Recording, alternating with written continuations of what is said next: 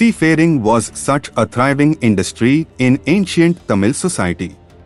The Sangam literature elicits the daring maritime voyages, the merchandise that was traded, and the expertise of the Tamil seafarers, and it also documents the marine technology of the Tamils.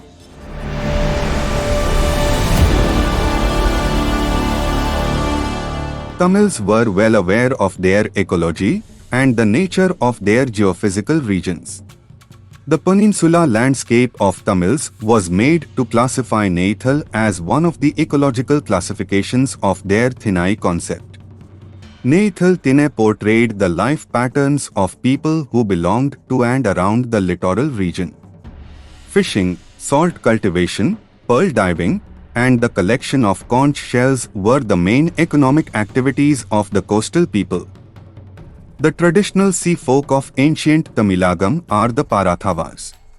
They are also known variously as Valayon, Timilan and Minavan. Parathavars, as expert boatmen, were engaged in bringing the imports from the foreign vessels, which were anchored at a distance, and they enjoyed the monopoly of fishing, pearl diving, and salt production, which are said to be the occupation of the Neithal region people. The Sangam literature vividly portrayed the Tamil ports, nature of the sea, ships, shipping, and seafaring activities.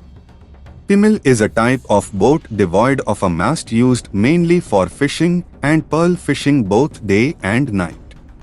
The boats Kodun Timil and Thin Timil are praised for their sturdiness. The vessels used for transoceanic voyages are invariably termed Kalam or Navai. The term Navai is used for a vessel with many sails and masts, and it always moved from one pattinam to another.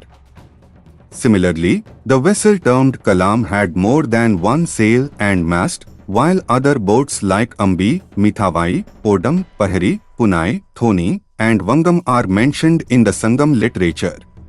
In the classic texts, the term Vangam means swiftly moving big ships that travel long distances. Those vessels went up to the river Ganga. Making a series of ships to go up to the Ganga is mentioned in Silapathikaram. Agananuru elicits that, from Vangam the sailors had located their vessels based on the lights lit on the high-story building rooftops. The lighthouse in Tamil is Kalankarai Vilakkam.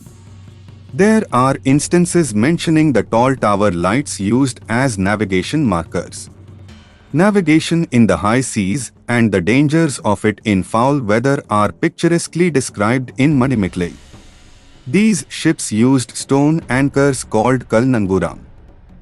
The Ghats of South India had thick forests of teak, which was a durable material for building ships. This helped in the growth of the indigenous engineering of shipbuilding. Post-Sangam literary works refer to the technicians who constructed the ships as the Kammalar. Kammalars are architects and engineers of ancient Tamilagam.